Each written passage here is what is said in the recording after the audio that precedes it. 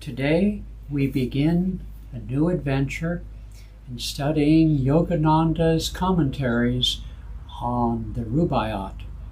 These commentaries were originally published in a series of magazine articles back in 1937 to 1944, and then Swami Kriyananda, as a young monk, was asked by Paramahansa Yogananda in 1950 to assist him in putting those articles together and editing them into a book.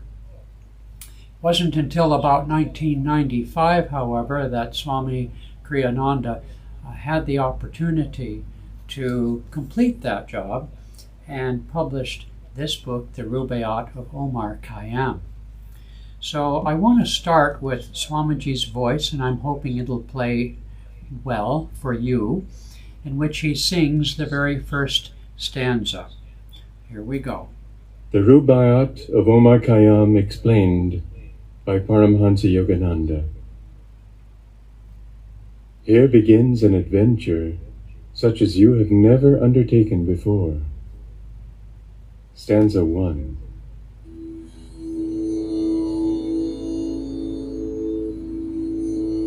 Awake for morning in the bowl of night, has flung the stone that puts the stars to flight. And lo, the hunter of the east has called the Sultan's turret in arms of light.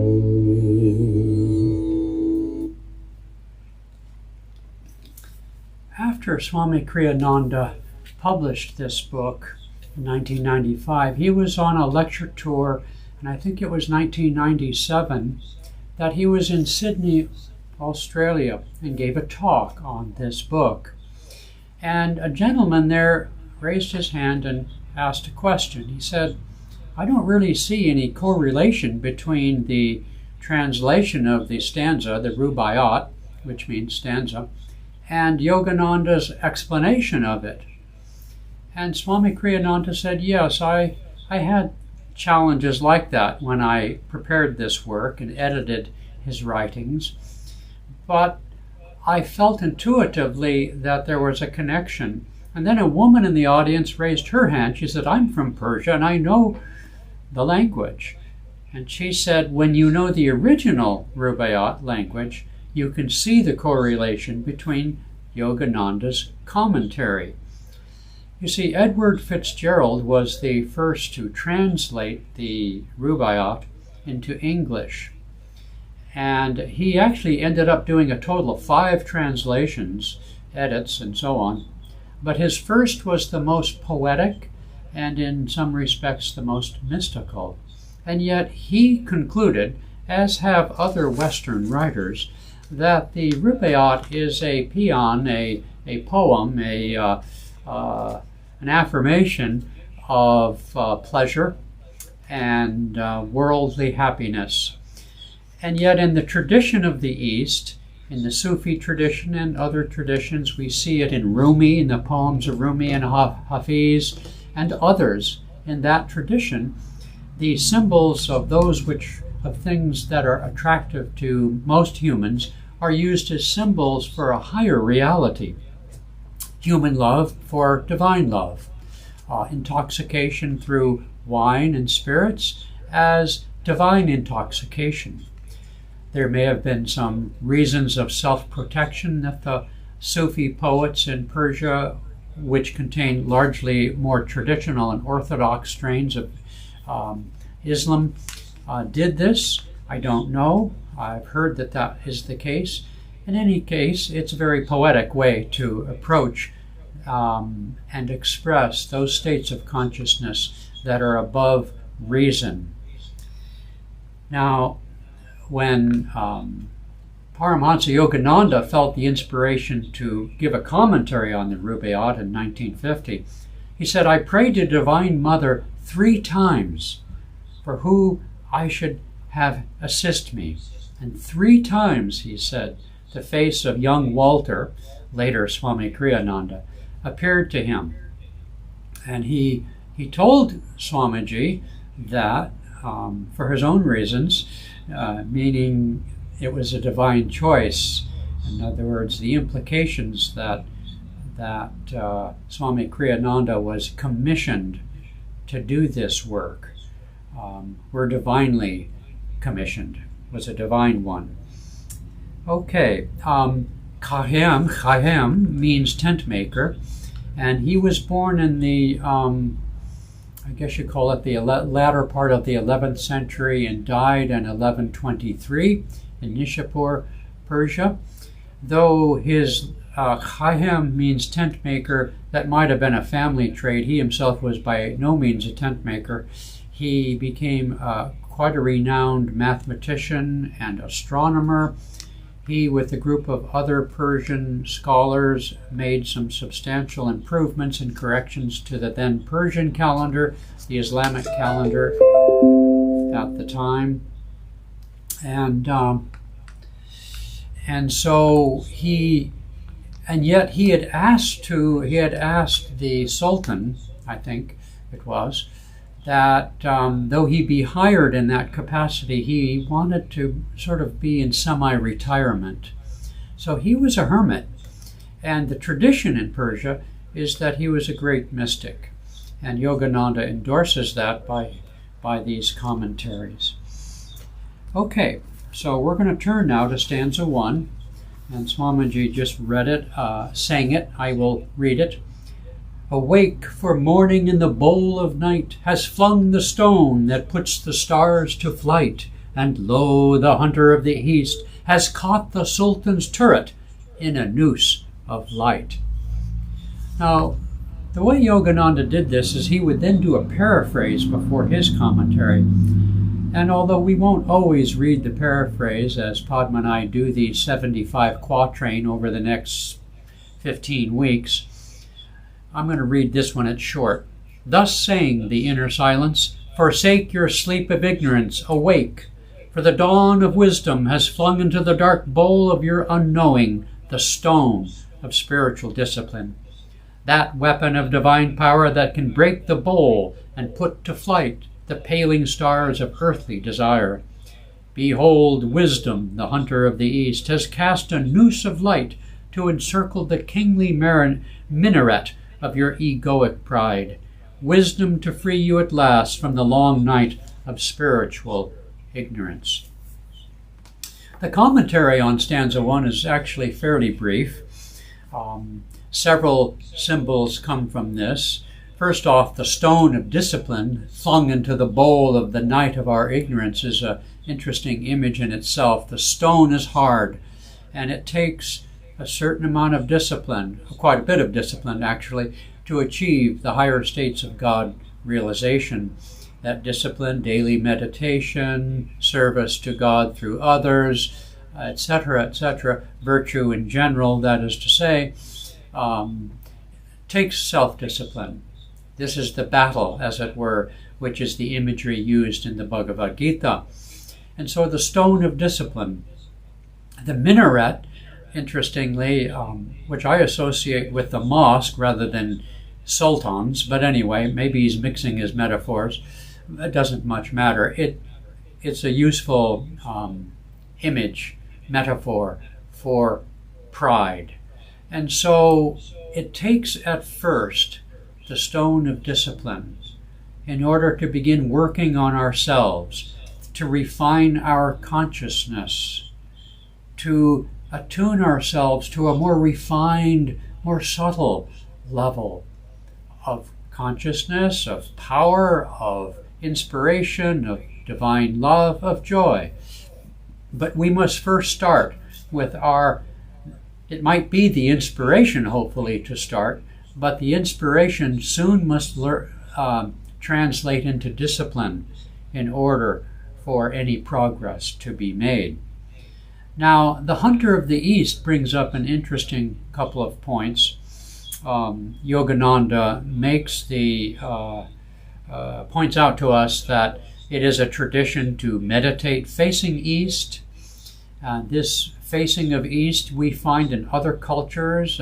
American Indians, the teepee would, front of the door of the teepee would face the east.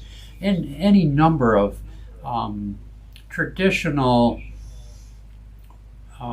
practices that orient towards the geographic east. The east of the body, in both yoga and in other traditions, is here at the point between the eyebrows, here at the forehead.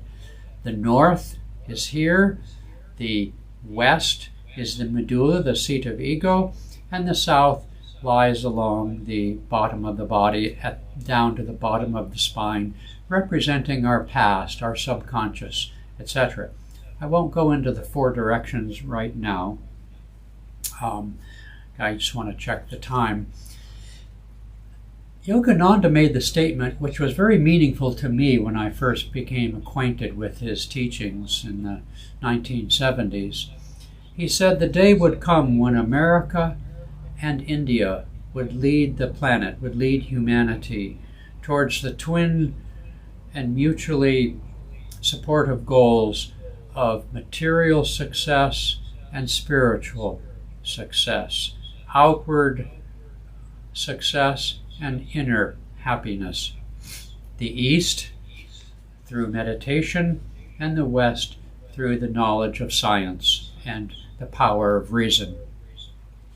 We have just had this week here in America the inauguration of a new president, and the aspirations of that new president align themselves with the aspirations of the founders of this country long ago, and with the long succession of leaders and others and citizens, including all around the world, in the march towards freedom from oppression of all types.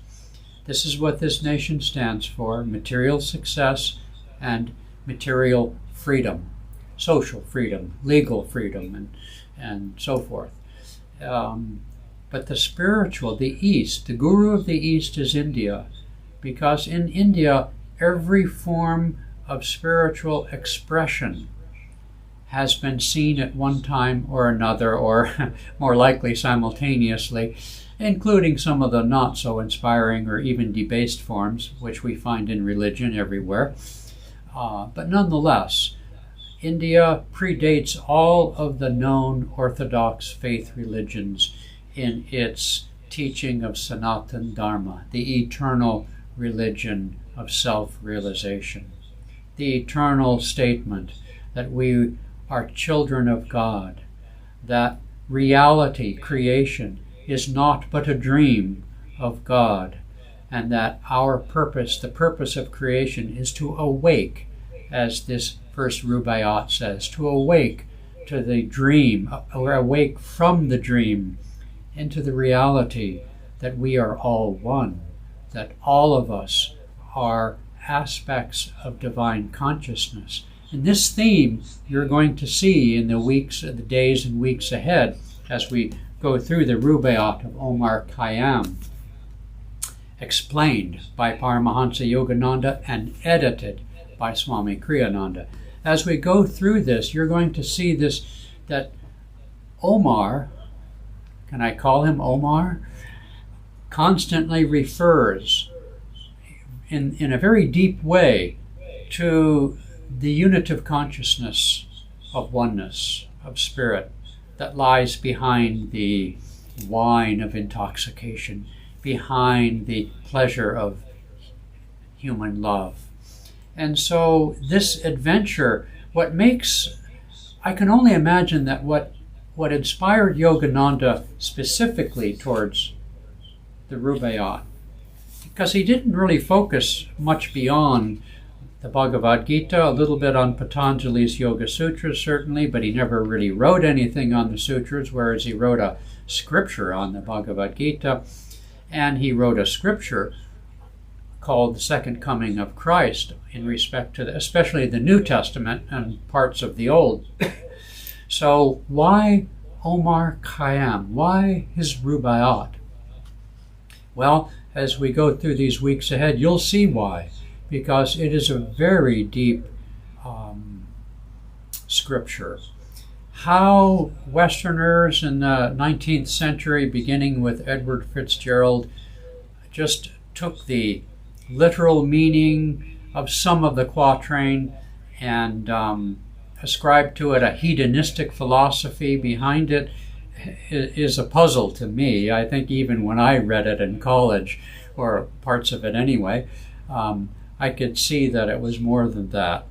But nonetheless, that was the case. In fact, when it was first published by Edward Fitzgerald, it was a non-starter. People in England, which was his audience, it just didn't go anywhere. It wasn't until I think an Italian found it in a bookstall. I guess this Italian lived in England, found it in a bookstall and saw it for what it was worth. So it was a very slow starter in terms of Western recognition, but it was clouded by this thought that it was a hedonistic love poem. And so the image I have is of Persians and others in the East sort of chuckling for the fact that these stupid Westerners would even imagine that's the case, because their tradition is so much to veil. There's an outer meaning and an inner meaning. Whether in India or throughout the East, I can't speak for China, but I think probably also there is an exoteric meaning and an esoteric meaning. It's also true in the parables of Jesus, but it's more dominant, more clear, more conscious in the East, that symbols, worldly symbols, are used for divine meanings and interpretations. And so now, as it says, and as Swamiji said, if you could hear him when I played that little tape on the very beginning, it says, "Here begins an adventure such as you have never undertaken before." Well, I suspect many of you have undertaken this journey before in your own way, but as it relates to the journey through the Rubaiyat, this is an adventure. So I hope you'll be with us Monday through Friday around 12 noon, and then published online for later viewing. Let's see, about 15 minutes or so. The Rubaiyat's pretty deep. We may need to go a little longer than we did with the poems in Whispers from Eternity. We'll see. In any case, it is an adventure, and I hope you'll stick with us and enjoy the journey together. Okay. Shalom.